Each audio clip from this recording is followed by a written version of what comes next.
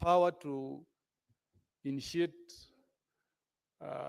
expulsion of a member that can lead to that member losing the seat.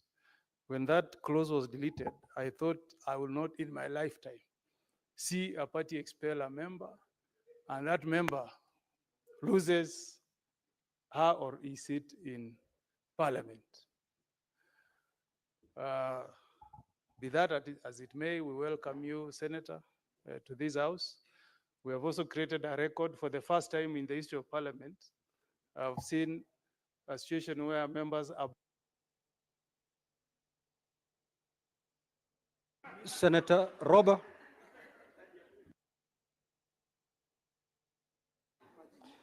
Asante sana mshtaki Spika. Kwanza nataka kumshukuru Mwenyezi Mungu kwa kumpa dada yetu Konsalata nafasi hii. Ya pili nataka kushukuru muungano ya walio wengi kwa kumteua yeye kuweza kumpatia fursa ya kuja katika hii nyumba, na tunamtakia kila la kheri inshallah, na kama wenzake waliopo hapa mbele yake tutakupatia tutakuunga na kukushikilia kuhakikisha kwamba umeweza kukaa vizuri katika bunge la Seneti. Asante. Now we shall end it there, honorable senators, and allow me to make this communication. Honorable senators, I welcome you to this special sitting of the Senate. This sitting has been necessitated by urgent legislative business which requires to be dispensed with in accordance with the Constitution and statutes. On the request of the Senate Majority Leader, vide letter reference number SEN/MLS/code into brackets 28 dated the 18th of August 2025, and with the support of the requisite number of senators, I did appoint today, Wednesday 20th of August 2025, as a day for a special sitting of the Senate. The appointment was made via Kenya Gazette notice number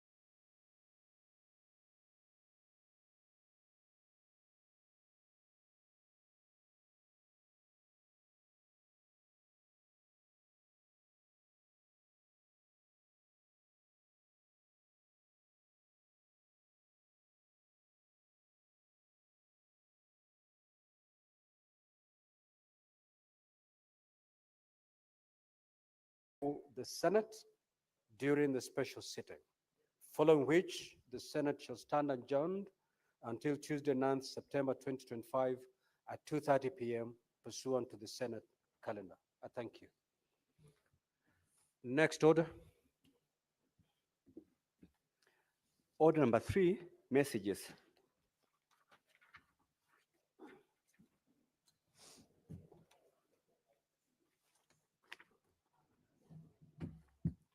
Take your seat, Senator Boni.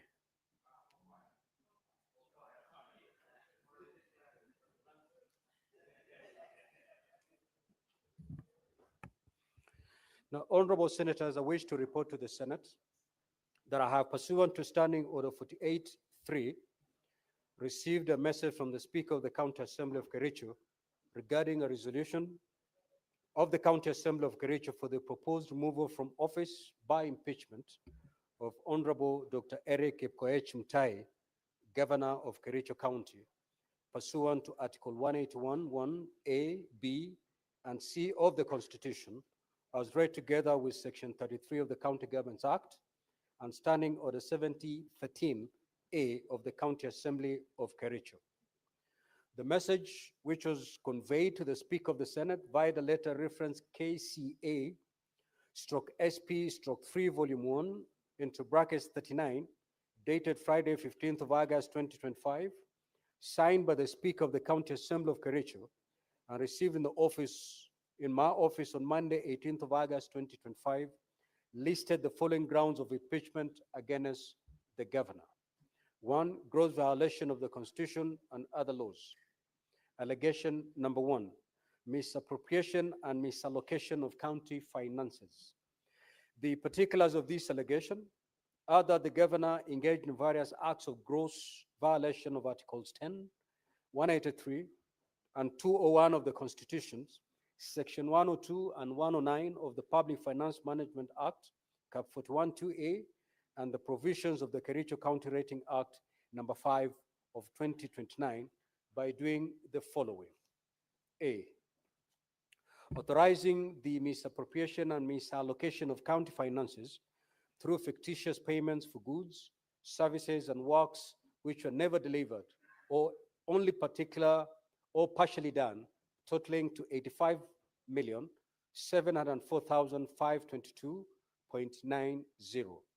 This included irregular claims such as maintenance of 15 residential houses, undelivered agricultural inputs like soybeans and maize germ, and overpriced supplies, including sodas allegedly bought at 500 shillings per bottle, tissue paper at 2,750 shillings per bale, and hand towels at 3,600 shillings apiece. Payments amounting to Kenya shillings 5,172,715.60 were also made to companies without supporting documents, including Mengro Products Limited, Hildama Construction, Brisac Construction, Prospera Ventures, and IBM Pro Construction. In some cases, contractors were paid twice from retention accounts for works completed more than 5 years ago. Number 2, contravening procurement laws by failing to establish tender opening committees, neglecting to seek professional opinions, splitting contracts to avoid open tendering, and failing to conduct market surveys. This resulted in exorbitant pricing of goods and services, which are often paid for in advance despite the county accumulating pending bills amounting to 1.1 billion. The County Assembly's ad hoc committee on alleged fictitious payments in its report tabled in August 2024 confirmed fraudulent documentation, forged signatures, and deliberate attempts to cover up theft. When these matters were exposed, the governor publicly dismissed the whistleblowers' claims. Number 3, overseeing the misappropriation of over 351 million under the National Agricultural Value Chain Development Project, funds intended to support farmers, cooperatives in all 30 wards were diverted, with only 19 wards benefiting. And even then, many received only substandard furniture and farm inputs without delivery notes or proof of quality. Procurement under the program was centralized and handled without transparency in contravention of donor and statutory requirements. 4, presiding over irregularities under the financing locally led climate action FLOCA fund, where projects were distributed unfairly and based on nepotism. The governor ensured that his home ward of Chemosot alone received projects worth 21.7 million, while several other wards received none. Further, a number of the funded projects were defective, incomplete, or substandard, yet were recorded as fully complete. Number 5, launching the Equalizer Kazi Mtaani initiative on or about 31st of August 2023 and drawing county funds towards it without legislation to anchor the program, without approval by the county assembly or the controller budget, and without public participation.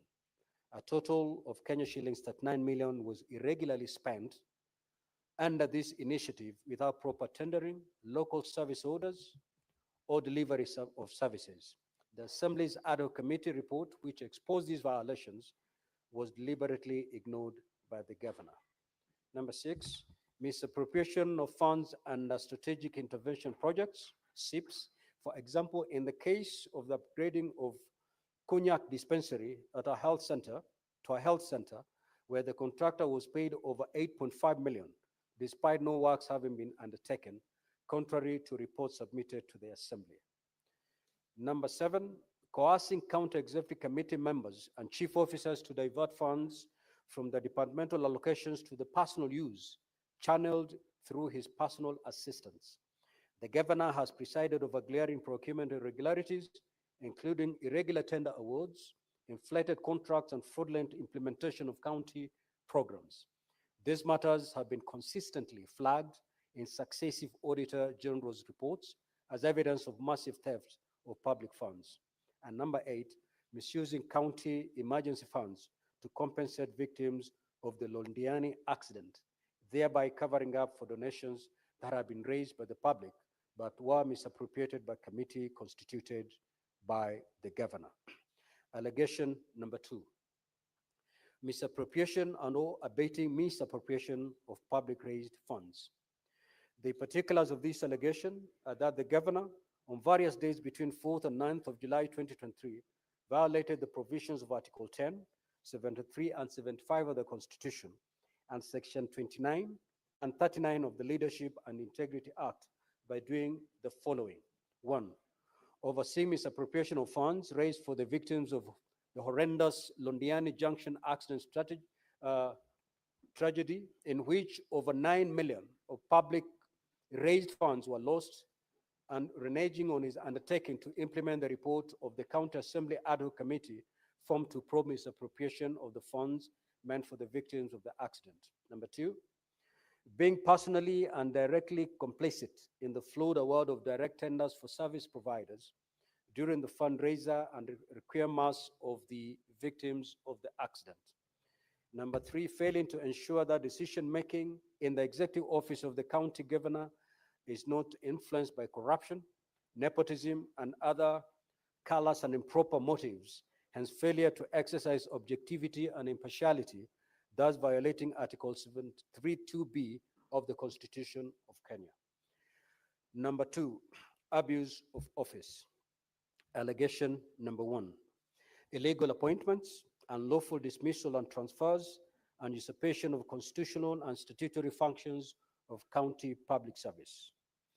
The particulars of this allegation are that the governor has variously engaged in gross misconduct and gross violations of Articles 10, 73, 75, 232, 235, and 236 of the Constitution, Section 17 of the Public Officers Act, Section 55, 59, 59A, 60, 62, 63, 64, and 65 of the County Governments Act, Section 4 of the Public Appointments, County Assemblies Approval Act, and variously abused his office by doing the following. 1, engaging in skewed and nepotistic appointments of county employees. The governor hired his brother as a revenue clerk and confirmed his aide's wife as a nurse ahead of other long-serving contract nurses who were denied similar opportunities. These appointments were not only irregular, but also discriminatory, undermining the values of fairness, equity, and integrity in the public service. Number two, illegally appointing a county attorney while a substantive office holder was still in place.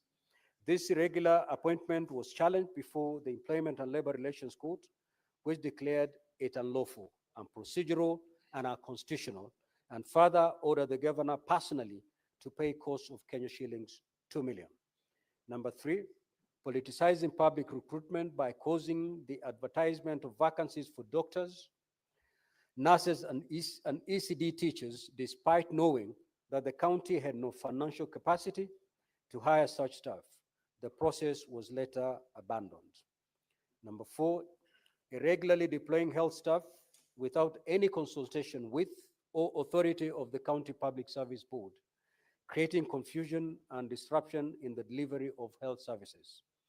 And number five, arbitrarily dismissing senior county officers, including 10 county executive committee members, 6 chief officers, 2 chiefs of staff, and other senior officers without just cause or due process.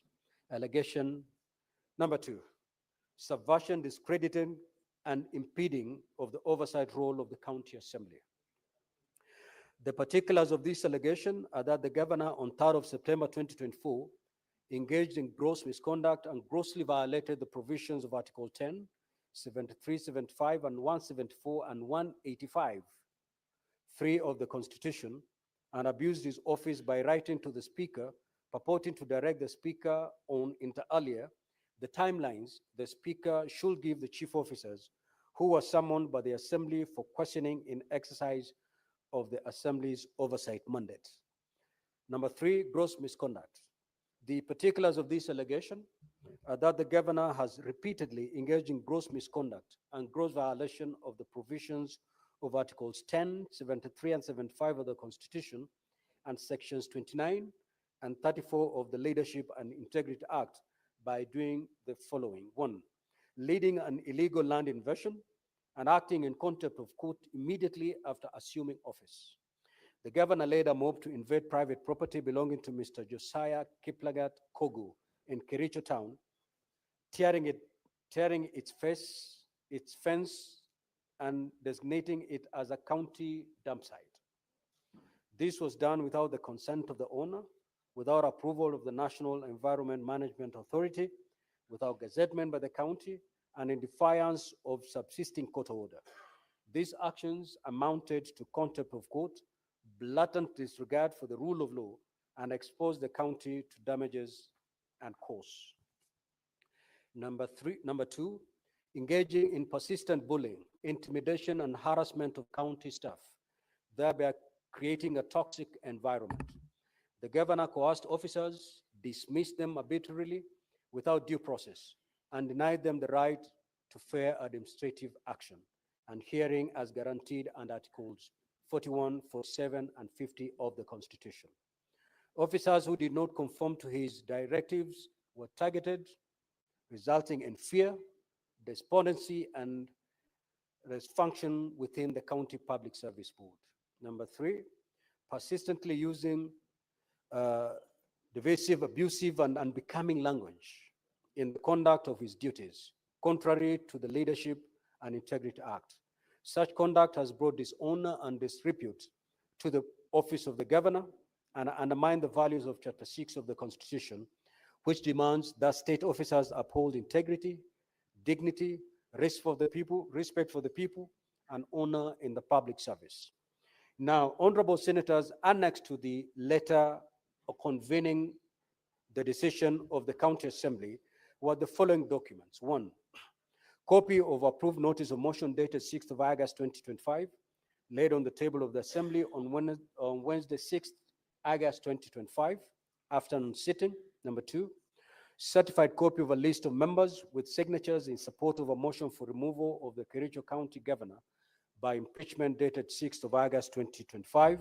Number 3, order papers for the Assembly sitting of Wednesday 6th of August 2025, afternoon sitting, on Friday 15th of August 2025, special sitting. Copy of the Gazette notice for special sitting of Friday 15th of August 2025. certified Hansard reports for the Assembly sittings of Wednesday, 6th of August 2025, afternoon sitting, and Friday, 15th of August 2025, special sitting. Copies of letters dated 6th and 13th of August 2025, reference number KCA/SP/3 volume 1 into brackets 37, and KCA/SP/3 volume 1 into brackets 38, respectively, inviting the governor of Kericho to respond to the tabled impeachment motion. Copy of affidavit of service by Mrs. Sharon Chemngetich Mibei, serving His Excellency the Governor of Kericho County, with an invitation letter and a copy laid notice of impeachment motion, together with evidence and another letter for supplementary evidence, a memorandum on behalf of the Speaker and County Assembly of Kericho. Certified copy of electronic voting extracts, 33 votes on the motion for the impeachment of His Excellency the Governor of Kericho County, held during the Assembly sitting of Friday, 15th of August 2025. Documents tabled during the debate on the motion for removal of the Governor of Kericho County by impeachment. A, payment vouchers for lands, housing and physical planning department made to Denby Holdings Limited, Debray Ventures Limited, and Cranby Group. B, payment vouchers for the Agriculture, Livestock and Cooperative Management Department made to Danju Enterprise Limited, Larry Enterprise Limited, Mabsa General Supplies Limited, Aksak Technologies Limited, Pikenda's Company, and Joylee Group Limited. A procurement plan and a memo for supply and delivery of assorted office stationaries. Payment vouchers for Public Works, Roads and Transport Department made to Simron Construction Company Limited and Real Supplies Limited and Tokila General Supplies. Payment vouchers for Finance Economic Planning Department made to one Alcraft Voucher, Roreki Limited, Dank Limited, Finch Focus Limited, and Jomax Holding Limited, and Benlock Ventures Limited. Payment vouchers for Health Services Department made to Afroscape Limited and Sleek Solutions Limited. Payment vouchers for Water, Energy, Environment, Forestry, and Natural Resources made to Chebena Construction Supply and Rowley Ventures Limited. Report on pending bills by the Committee on Ad Hoc. Report of the Committee on Water Environment on FLOCA projects. NAF-CDP report by the Committee on Agriculture, Livestock and Fisheries. Ad Hoc Committee report on Kazi Mtaani. Report by Department of Finance, Economic Planning, Strategic Interventions Phase 2, and 2 photos, 4 affidavits, 1 judgment and 1 ruling. Ad Hoc Committee report on Londiani incident, Auditor General's reports, correspondence between the Governor and the Speaker dated the 20th of August 2024 and 3rd of September 2024, advertisement for vacancies by County Public Service Board, an internal memo on redeployment of staff and the Health Service Department, a Facebook extract, and letters of termination.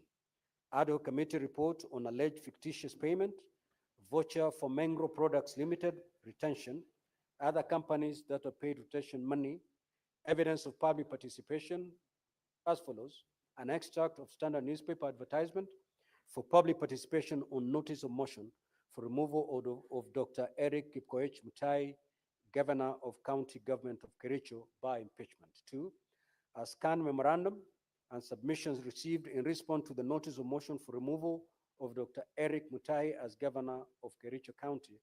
Number 3, a public participation register for the collection of memorandum. And 4, a report on public participation. Governor's response and volume 1 and 2, Kericho County standing orders, flash disk containing video evidence, and 3 transcripts. Now, honorable senators, in terms of the way forward, following the reading of the charges against the governor, Standing Order 81B of the Senate, as read together with Section 33(3)B of the County Governments Act, give the Senate 2 options on how to proceed with this matter. The Senate may, A, by resolution, appoint a special committee comprising 11 of its members to investigate the matter, or B, investigate the matter in plenary. The Senate Majority Leader will, at the appointed time, during this sitting, give notice of motion for the establishment of special committee. Should this motion be carried, the special committee will be required under Section 33(4) of the County Governments Act and Standing Order 82 of the Senate, standing orders, to investigate the matter and to report to the Senate on whether it finds the particulars of the allegations against the governor to have been substantiated. In the event that the motion for the establishment of a special committee does not pass, the fallback position is that the Senate shall proceed to investigate and consider the matter in plenary. In the event, I will appoint the dates on which the Senate will sit in plenary to hear and determine the charges against the governor. Honorable Senators, to emphasize that when we come to the debate on the motion for the establishment of the special committee, debate on the motion shall be limited to the substance of the motion, principally whether or not to establish the special committee.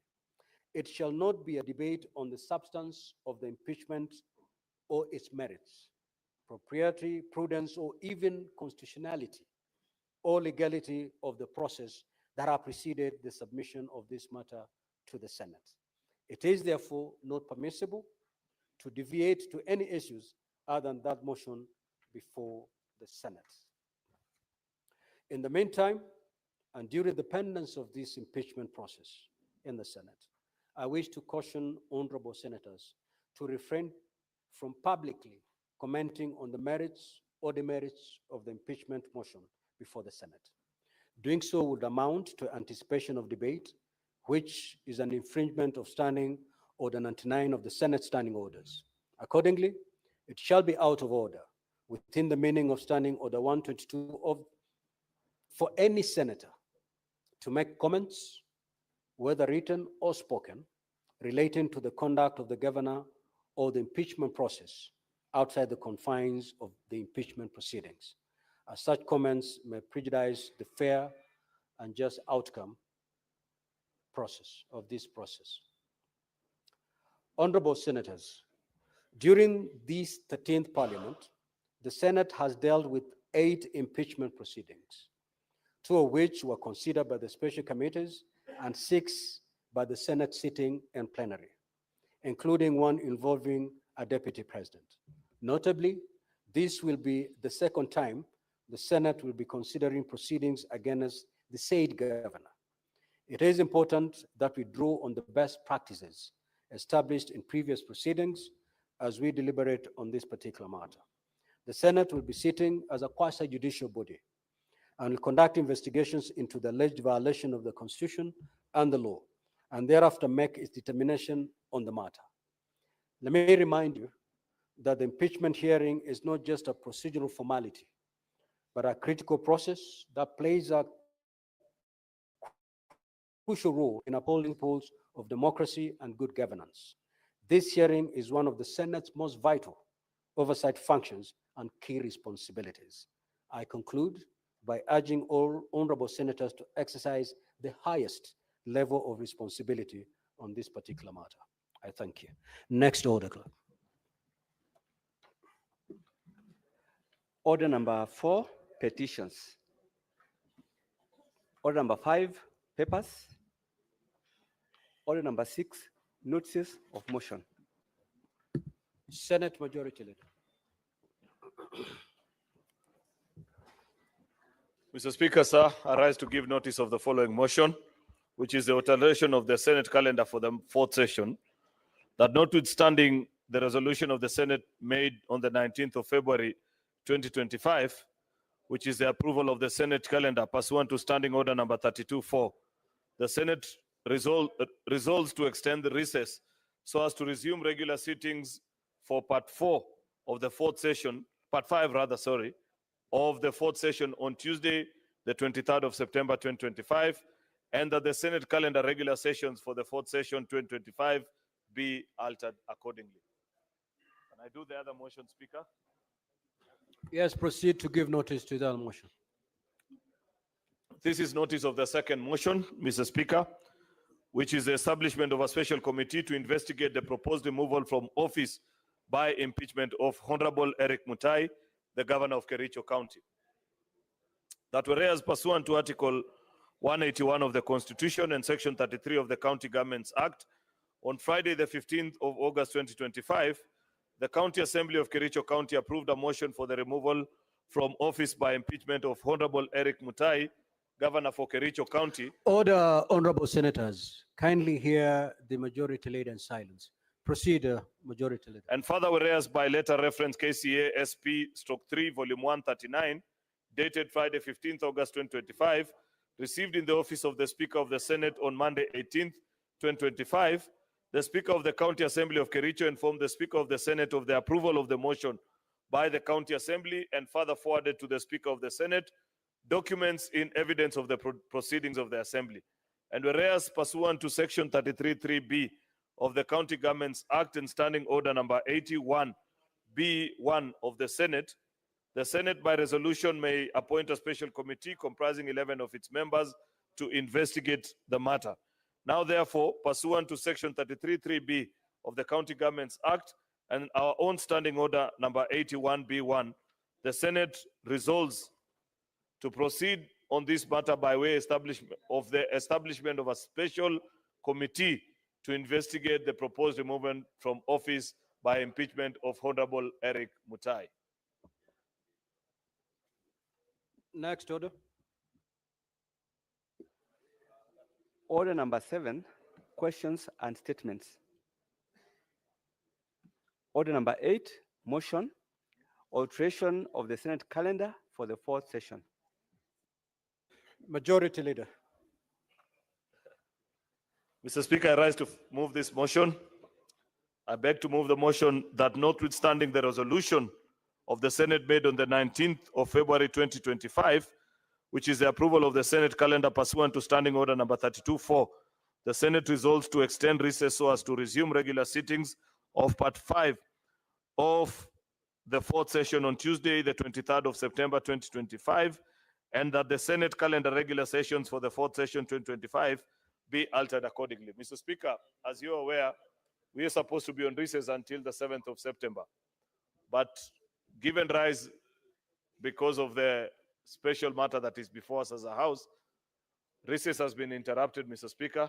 We are here today, and depending on how the House chooses to treat the next motion which it shall be moving, Mr. Speaker, we are likely to be seated again next week to consider that particular matter.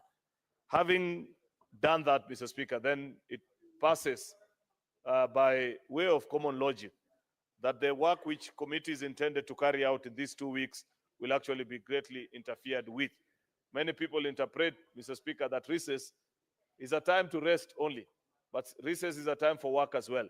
There are committees that had scheduled public participations, bills that they wanted to consider, people wanted to visit with their constituents, Mr. Speaker.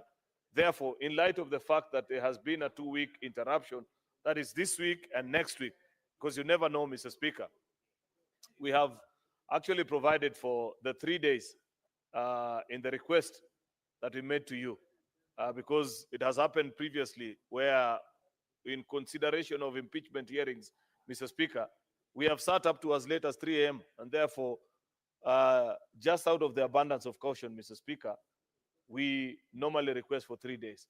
That being the case, Mr. Speaker, it means that the whole of next week again, this House will be sitting.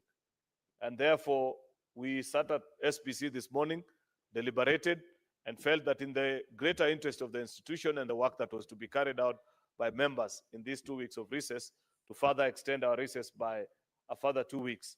And therefore, that is the basis of this motion. It's a fairly straightforward request, Mr. Speaker, which I want to ask the leader of minority, Senator Mutai, to second, and then we can proceed with the other business. I thank you. I second.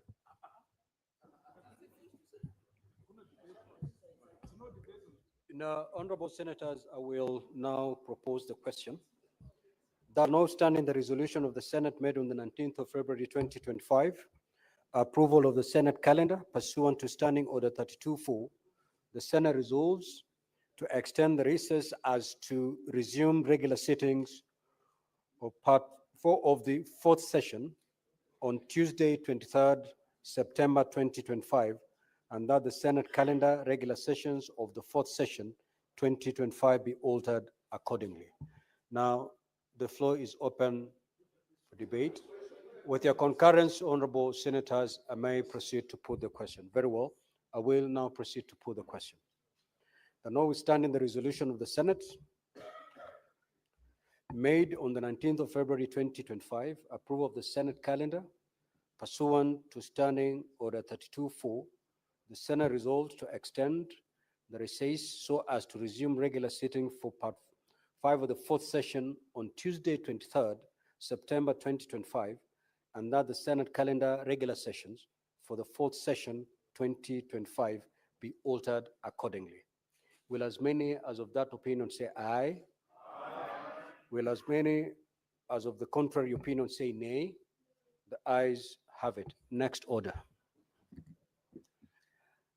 Order number 9, motion, establishment of a special committee to investigate the proposed removal from office by impeachment of Honorable Erick Mutai, Governor of Kericho County.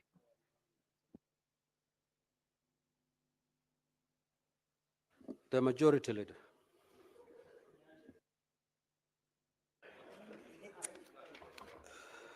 Mr. Speaker, I rise to move the following motion, which is the establishment of a special committee to investigate the proposed removal from office by impeachment of Honorable Erick Mutai, the Governor of Kericho County, that whereas pursuant to Article 181 of the Constitution and Section 33 of the County Governments Act, on Friday, the 15th of August 2025, the County Assembly of Kericho approved a motion for the removal from office by impeachment of Honorable Erick Mutai, Governor of Kericho County.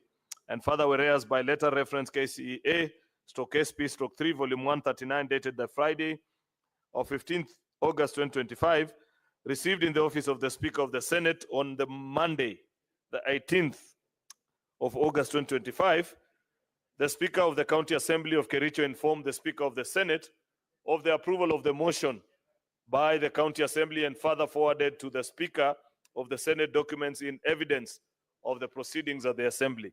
And whereas pursuant to Standing Order number 33-3B of the County Governments Act and Standing Order number 81B1 of the Senate by resolution may appoint a special committee comprising 11 of its members to investigate the matter.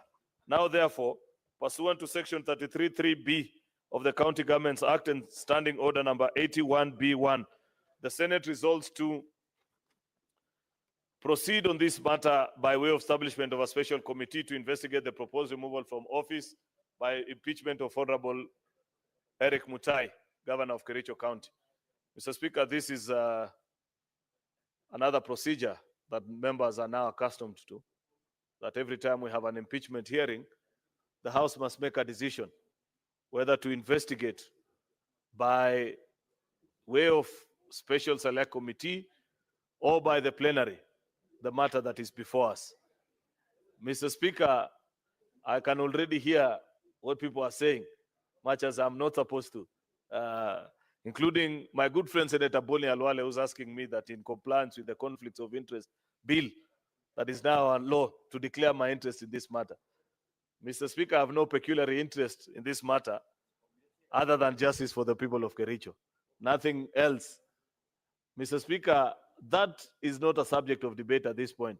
And the majority whip, Mr. Speaker, should know that at this point, what we are discussing is whether to investigate this matter by way of committee or by plenary, Mr. Speaker. And we have pursued both ways in the past with almost near equal results. If you look at the statistics, if I'm not wrong, Mr. Speaker, this must be the 17th or 18th impeachment that you're considering. And almost all, Mr. Speaker, have been considered almost in equal number, some by way of special committee, and nearly an equal number also, Mr. Speaker, by plenary. And both routes have returned the two possible verdicts, which is either to confirm the charges, Mr. Speaker, or fail to confirm the charges in equal measure as well, Mr. Speaker. The point, Mr. Speaker, is that there is no process or route, Mr. Speaker, that is flawed. It is the members to determine which route they want to consider a particular matter. Therefore, Mr. Speaker, reading the mood of the House, because I've been in this House long enough, and I know when people are listening, and I know when they are not, Mr. Speaker. Mr. Speaker, I beg to move and request the leader of minority, Senator Justice Retired Stewart Mazayo, to second this motion. I thank you, Mr. Speaker.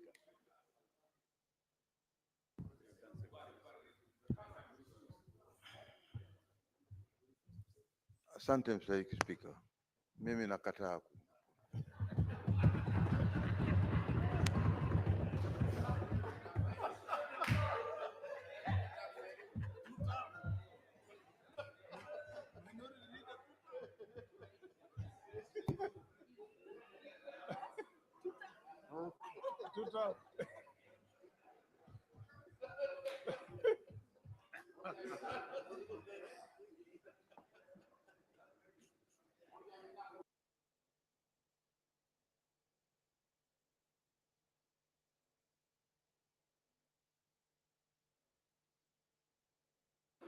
Order, order, honorable senators.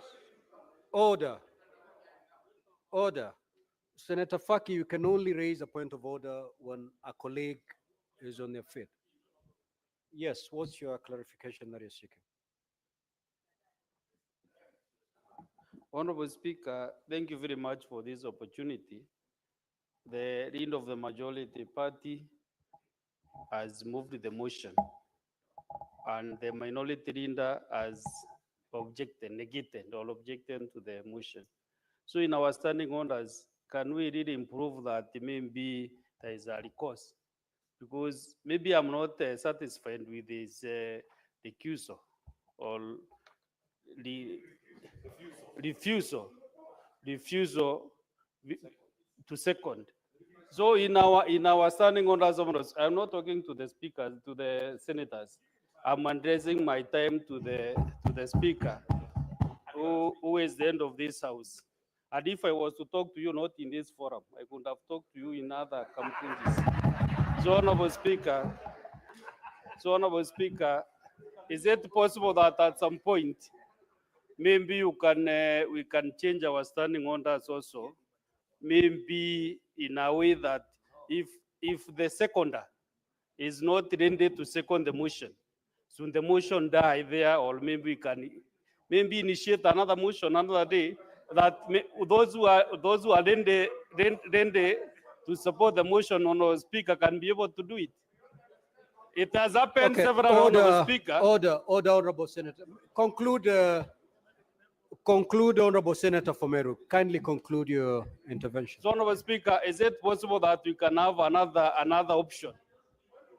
Can we have another option that also this motion can still be looked at in a different way, Mr. Speaker? Order, honorable senators, order. Senator Fomeru, you have valid concerns, but those concerns are for the future. We have a situation to handle today. The majority leader had somebody to second his motion. The proposed person was the minority leader who did not second the motion. The majority leader did not appoint any other person. It is his motion. So allow me to read the ruling on the effect of lack of secondment of a motion as per our standing orders. Thank you. Now, honorable senators, as you may have noticed, the Senate Majority Leader moved the motion at order number 9 on today's order paper for the establishment of a special committee to investigate the proposed removal from office by impeachment of Honorable Erick Mutai, Governor of Kericho County. The motion failed to be seconded and therefore deemed to have been withdrawn pursuant to Standing Order 71 of the Senate Standing Orders. Now, honorable senators, as I communicated earlier by way of message, on the resolution of the Kericho County Assembly made on the 15th of August 2025 for the removal from office by impeachment of Honorable Erick Mutai, Governor of Kericho County, Section 33, 3A of the County Governments Act, and Standing Order 81B of the Senate provide that the Senate may, by resolution, appoint a special committee comprising 11 of its members to investigate the matter or investigate the matter in plenary. The motion having been withdrawn, the route of a special committee is abandoned. So proceed by impeachment of Honorable Erick Mutai, Governor of Kericho County, in plenary pursuant to Section 33A of the County Governments Act and Standing Order 81B2. Now, honorable senators, at its meeting held today, Wednesday, the 20th of August, 2025, the Senate Business Committee considered the provisional dates for this investigation in the event that the matter was to be investigated in plenary.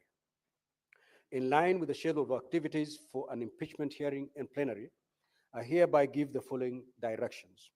A, the clerk to issue invitation to appear to the parties on Thursday, 21st of August, 2025. B, the parties to file their responses with the office of the clerk of the Senate by Monday, 25th of August, 2025 by 5 p.m. C, the clerk to circulate documents received from the parties, including the plenary hearing program, to all honorable senators by close of business on Tuesday, 26th of August, 2025. And lastly, the Senate shall then investigate the matter in plenary on Wednesday, 27th of August, 2025, Thursday, 28th of August, 2025, and Friday, 29th of August, 2025. The Senate is hereby accordingly guided. Thank you.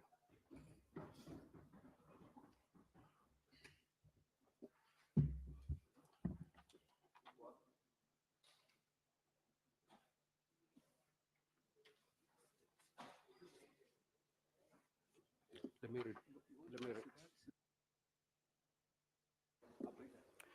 Now, honorable senators, I have a further communication to make. I would like to acknowledge the presence in the Speaker's Gallery this afternoon of Ms. Carol Ann Nicolen Esterhuizen, a Director of Legal Services from the National Assembly of the Republic of Namibia, and Andrew Kiprop Kaimugul, a student from the Moi High School, Kabarak. They are in the Senate for benchmarking and study visit, respectively. Now, honorable senators, in our usual tradition of receiving and welcoming visitors to Parliament, I extend a warm welcome to them, and on behalf of the Senate and on my own behalf, wish them a fruitful visit. I will call upon Senator Boni to extend a word of welcome, and also Senator Eddie Okech to do likewise. Mr. Speaker, thank you for the honor. We all know the great history of Namibia and the people of Namibia. It is therefore my pleasure, Mr. Speaker, to welcome the young lady, and I hope that she's going to be able to meet her expectations here in Kenya. Welcome, and thank you, Mr. Speaker.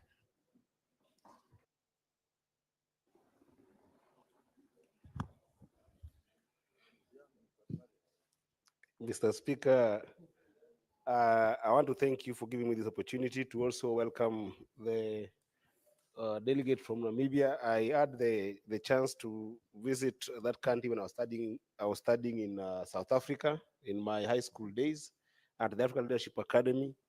Therefore, we welcome you to Kenya. And I hope that you learn the best from this upper house and even generally from our parliament.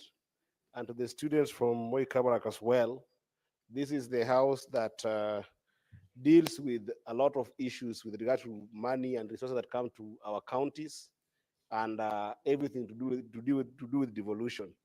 There's a lot to learn from this house, and therefore we also welcome you to learn as much as you can from Parliament. And I thank you, Mr. Speaker, for that opportunity. I hope they'll have a good time in Senate.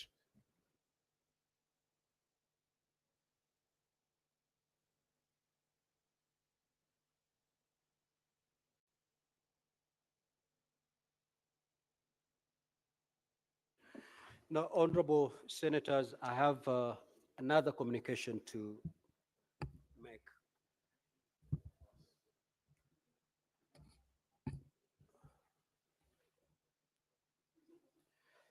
Now, honorable senators, the leadership of the Senate across the political divide met today, this morning, Wednesday, the 20th of August, 2025. And during that meeting, the leadership noted with grave concern the allegations of bribery and extortion made against the institution of Parliament in general and the Senate in particular. The leadership of the Senate has also noted that the allegations have not included material particulars, including the specific individual senators against whom the allegations of bribery are made. Senators are called to a very high office of responsibility and accountability, and are required under the Constitution to live up to a very high standard of integrity and accountability.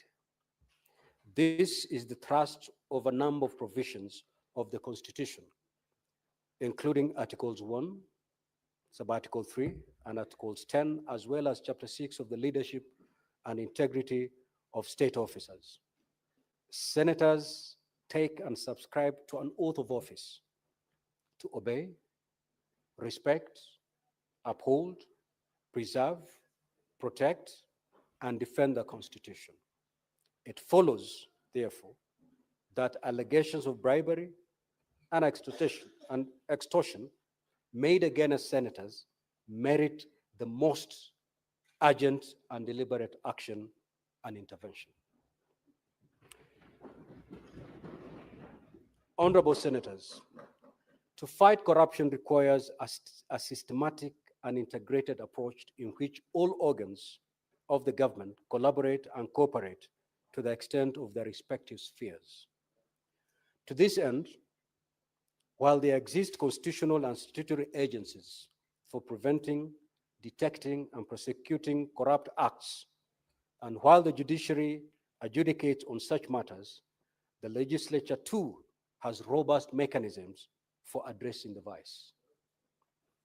Now, honorable senators, as you are aware, the Parliamentary Powers and Privileges Act, Cap 6 of the laws of Kenya, has an elaborate framework for Parliament to deal with errant legislators. Section 15, subsection 5 of this act mandates the Committee of Powers and Privileges, which is chaired by the Speaker, either of its own motion or as a result of a complaint made by any person, to inquire into the conduct of a member whose conduct is alleged to constitute breach of privilege in terms of Section 16 within 14 days of receipt of that particular complaint, and to make recommendations to the House for its appropriate action. Part of the conduct that is prohibited under this act includes improper influence of members of Parliament, fraud, intimidation, offer or promise of any inducement or benefit of any kind of a member in the performance of the member's functions.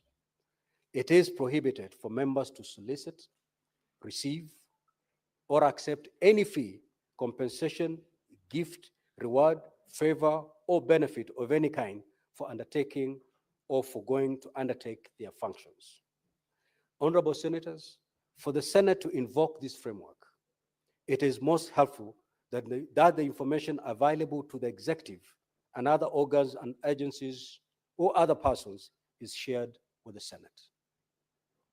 As the Speaker of the Senate, I have not received any complaint or information relating to bribery or extortion or any other corrupt practice against a senator from a member of the executive, ministries, department, or agencies of government, a governor, or other county government agencies.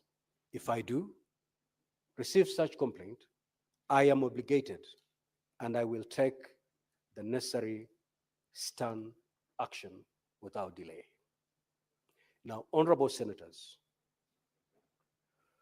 concerns have also been expressed about the manner in which Senate has prosecuted its mandate relating to the impeachment hearings for the proposed removal of state officers. The conduct of the Senate in matters impeachment is a matter of public record. It does not show any consistent pattern of acquittal or confirmation of impeachment charges. Of the 19 impeachment proceedings that the Senate has undertaken since 2014, in 8 instances, the Senate has found the charges against the state officer to have been substantiated and has confirmed the impeachment. While in 9 instances, the Senate has found the charges not to be substantiated and has not confirmed the impeachment against the state officers. Notably, in 2 instances, the Senate has dismissed the proposed impeachment for failure to meet the threshold of the law. The Senate has conducted the impeachment proceedings in accordance with the Constitution and the laws and has made its determination on the basis of the evidence and the law. I repeat, the Senate has conducted the impeachment proceedings in accordance with the Constitution and the law and has made its determination on the basis of the evidence and the law.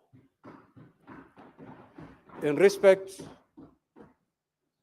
as in the matters, in this respect, as in the other matters, the Senate welcomes information of any evidence of inducement or other impropriety by any senator for appropriate action in this regard. Honorable senators, in the course of the last 1 week, statements have been made questioning the constitutional mandate of the Senate to oversight a particular category of state officers, namely county governors. It has been contended that the oversight role of the Senate should be limited to the national government and that oversight over county governors is a preserve of county assemblies. Article 96 of the Constitution sets out as part of the role of the Senate to represent the counties and to protect the interests of counties and their governments. Article 96, sub-article 3 is explicit that the Senate determines the allocation of the national revenue among counties as provided for in Article 217 of the Constitution and exercises oversight over national revenue allocated to county governments. I repeat that one. Article 96.3 is explicit that the Senate determines the allocation of the national revenue among counties as provided for in Article 217 of the Constitution and exercises oversight over national revenue allocated to the county governments. That is the Constitution. Furthermore, Article 125 of the Constitution decrees that either House of Parliament and any of its committees has power to summon any person to appear before it for the purpose of giving evidence or providing information. This is exactly what the Senate has been doing and will continue doing. Apart from the clear provision of the Constitution on the matter, the superior courts have made a number of decisions addressing the questions of jurisdiction of the Senate to summon and exercise oversight county governors and other county government officials, and the demarcation of the oversight function between the Senate and the county assemblies. In the High Court petition number 334 of 2016, Kialo Kamina versus Senate and others, the court held as follows on the question of oversight responsibility of the Senate. And I quote, "The Senate and the county governments are to work together to ensure that the purpose of devolution is achieved. The two bodies cannot work separately. And since the county government receives funds from the national level, they cannot check themselves. Accountability has to come from a body not within the county level, thus the Senate. These are the words of the courts.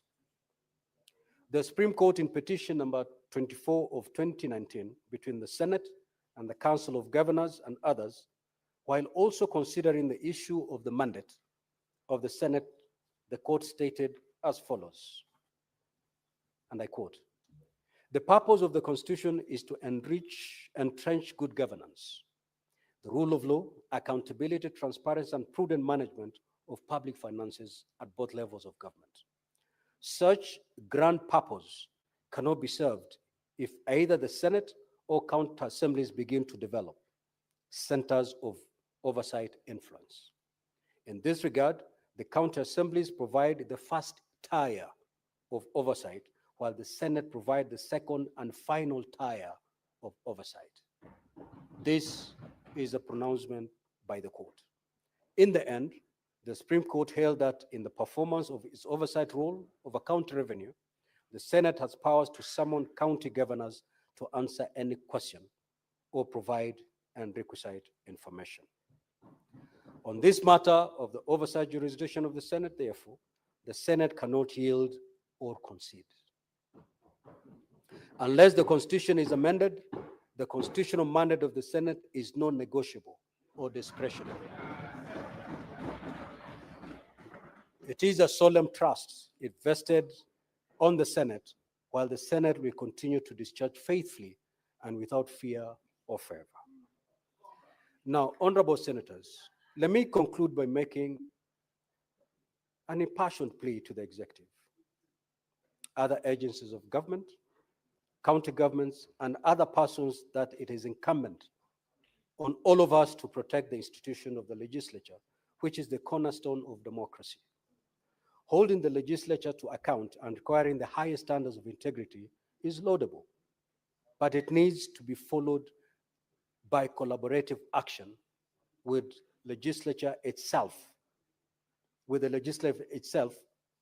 by favoring the appropriate officers of the legislative arm with information available to the executive and to other agencies so that the legislature can invoke mechanisms at its disposal to take swift and stern action against inerrant members.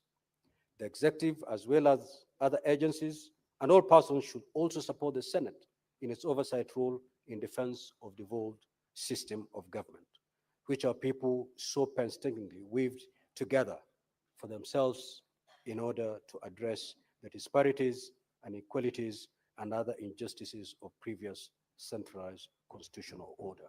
I thank you, honorable senators.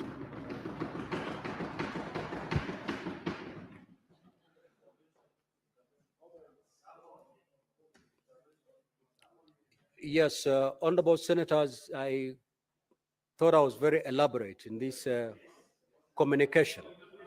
So let's leave it there, honorable senators. Let's leave it there. Yes, honorable senators, be up, rising.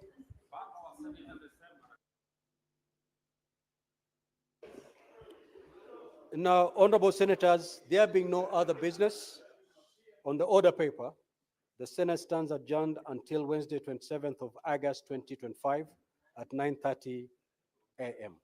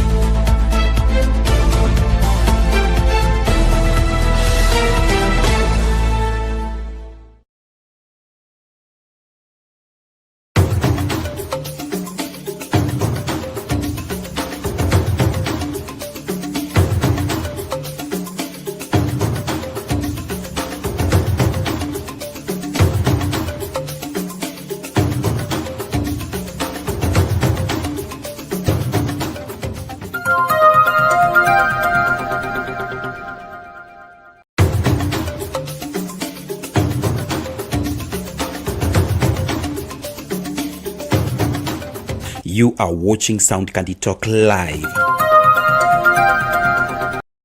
Tonight, the show that gives you an opportunity to air what you feel and think about the latest development on our political front. Well, a lot is taking place so fast. Therefore, everybody must work hard to stay on the cutting edge as far as making sense of our politics is concerned, and of course, remaining on top of all matters. tonight, This is Sound Candy Talk Live. 72 people have cast their vote already, and only 42 have liked the video. Justified. So from the look of things, the majority of Kenyans think the government need to up their. Glad to report we are back on the main channel as well, and therefore we are asking everybody to join from wherever you are. Sound Candy Talk Live YouTube channel, and we are also live on X as well as extended.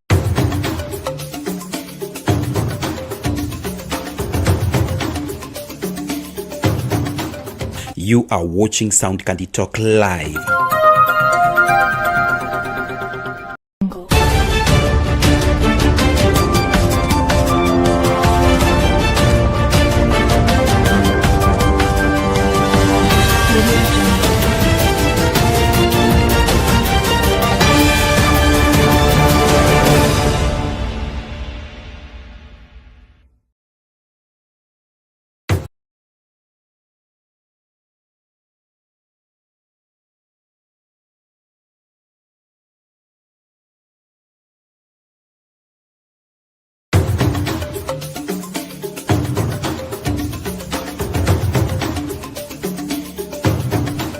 Unatazama Sound Candy Talk live.